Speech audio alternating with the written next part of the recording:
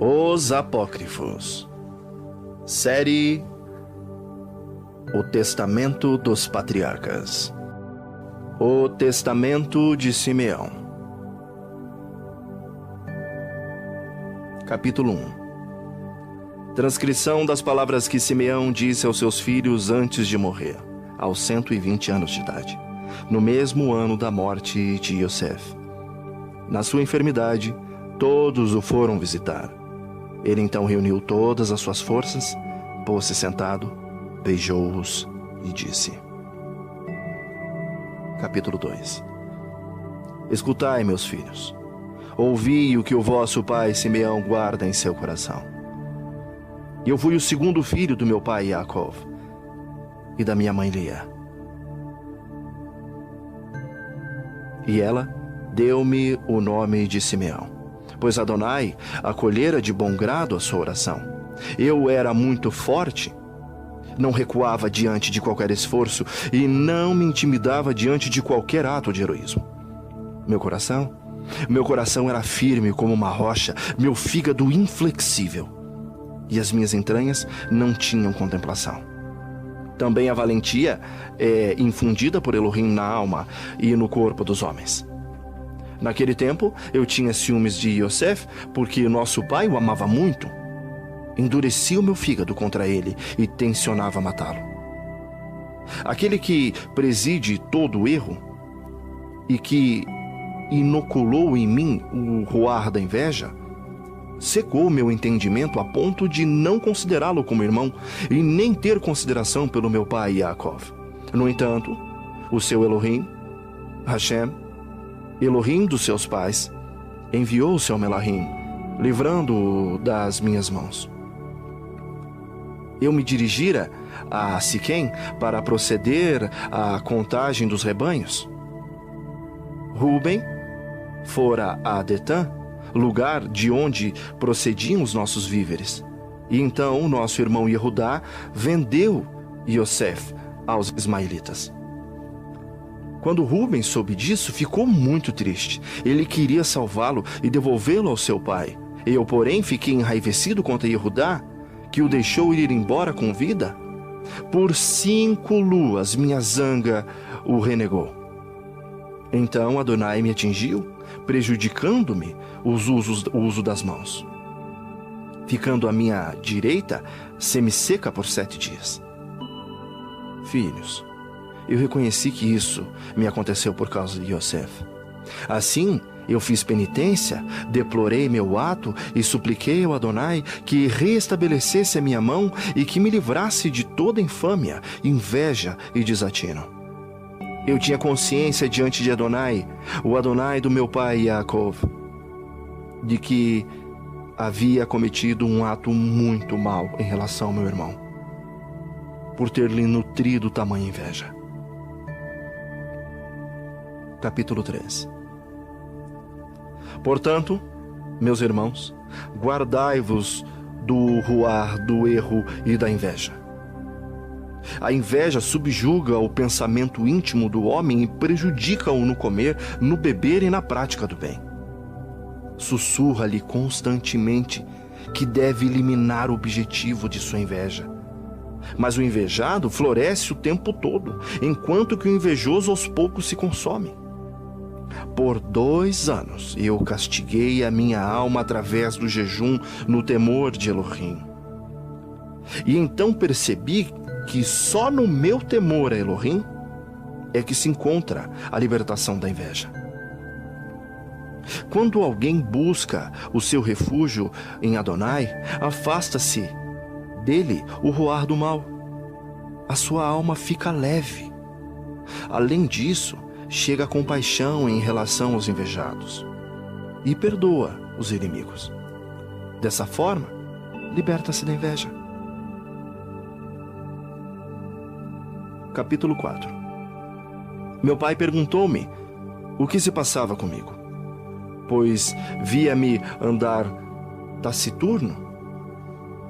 E eu respondi: sofro do fígado. Eu estava realmente aflito, mais aflito que todos os outros, pois carregava em mim a culpa pela venda de Iosef. partimos para o Egito. Lá ele mandou prender-me como um espião, e eu senti que estava pagando com toda a justiça e fiquei acabrunhado. Todavia Iosef era um homem muito bom, e o ruar de Adonai estava com ele, benévolo e compassivo. Não me guardava rancor pelo mal que lhe fizera. Amou-me da mesma forma como os demais irmãos. Por isso, meus filhos, guardai-vos de todo o ciúme, de toda inveja, e comportai-vos com simplicidade de alma e bondade de coração. Inspirai-vos no irmão do vosso pai, para que Elohim conceda também a vós a sua bondade e misericórdia, o esplendor e a bênção sobre vossas cabeças, como vistes nele. Durante todo o tempo, ele não nos fez nenhuma censura por aquele acontecimento. Amava-nos como a si mesmo, e mais do que os seus próprios filhos. Prestou-nos honra, e a todos nós distribuiu riquezas, gado e também gêneros. Portanto, meus amados filhos, ame cada qual o seu irmão de bom coração, e afastai de vós o roar da inveja, pois esta enraivece a alma, desgasta o corpo, causa rancores e embates íntimos, penetra até o sangue, desconcerta os pensamentos e impede o homem a colaboração do ruar nos seus atos. Também rouba o sono, perturba a alma e espalha o tremor pelo corpo, pois no próprio sono um zelo doentio perturba e devora o homem. Transtorna sua alma através de maus ruás, sacode o seu corpo com sobressaltos. Suprime-lhe o entendimento, fazendo com que se pareça com um ruar mau e cheio de veneno. Capítulo 5. Por isso Iosef tinha uma constituição esplêndida, e era belo de rosto. Nenhuma força diversa pesava sobre ele, pois um ruar conturbado revela-se na expressão da face. Então, meus filhos, sejam retos os vossos corações diante de Adonai, e honrados os vossos caminhos diante dos homens. Dessa forma, encontrareis bondade diante de Elohim dos homens. E abstende-vos da luxúria. A luxúria é a mãe de todos os males.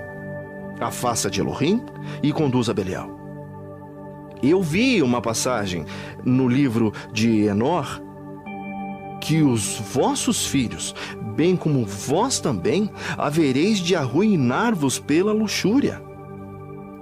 Vossos filhos atentarão com espada contra Levi, mas nada poderão contra ele, pois Levi conduz a batalha de Adonai e vencerá as vossas multidões. Os israelitas serão reduzidos aos poucos, repartidos entre Levi e Judá, e nenhum de vós chegará ao reinado. Isso meu pai Jacov já predissera na sua bênção. Capítulo 6. Tudo isso vos disse, para que não venha eu carregar a culpa de vossos pecados. Mantende-vos afastados da inveja e de qualquer obstinação. Então florescerão os meus ossos, como uma rosa em Israel, e a minha carne, como um lírio em Jacov. O meu perfume será como o perfume do Líbano. A minha geração se multiplicará eternamente como os cedros santos, e seus ramos estender-se-ão ao largo. Mas a geração de Canaã perecerá, e de Amaleque nada haverá de sobrar, e os capadócios, esses serão eliminados. Da mesma forma, todos os heteus serão exterminados. A terra de Rã, ou Cã, será arrasada,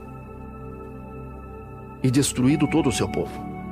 Então toda a terra estará livre de revoltas, e o mundo inteiro debaixo do céu descansará da guerra. O nome do Altíssimo será então exaltado, pois Hashem, Adonai, aparecerá sobre a terra, para salvar pessoalmente os homens. Então serão esmagados todos os ruás do erro, e os homens dominarão os ruás dos maus. Nessa hora eu me levantarei, com exclamações de júbilo, e louvarei o Altíssimo por suas maravilhas. Pois Elohim assumirá um corpo, comerá com os homens e os salvará. Capítulo 7. Portanto, meus filhinhos, obedecei a Levi e a Yehudá. Não vos injuriais nunca contra esses dois troncos. Deles vos advirá a salvação de Elohim, pois eis que Elohim suscitará em Levi um grande sacerdote, e de Yehudá um rei. Ele salvará todos os gentios e a geração de Israel.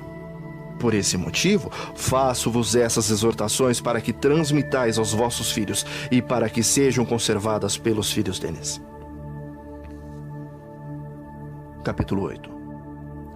Depois de feitas essas recomendações aos seus filhos, Simeão adormeceu e foi para junto de seus pais, na idade de 120 anos. Depositaram-no numa uma de madeira, a fim de poderem transportar os seus ossos para Hebrom. Levaram-nos às escondidas durante a guerra do Egito.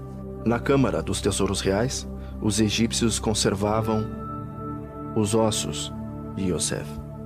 Os adivinhos anunciaram que, por ocasião da saída dos ossos de Yosef, haveria trevas em todo o Egito. Grande desgraça para o país, uma escuridão tal que ninguém mesmo com uma lanterna poderia reconhecer o seu irmão. Capítulo 9. E os filhos de Simeão prantearam o seu pai, segundo o costume de luto. Permaneceram no Egito até o dia de seu êxodo, sob Moshe.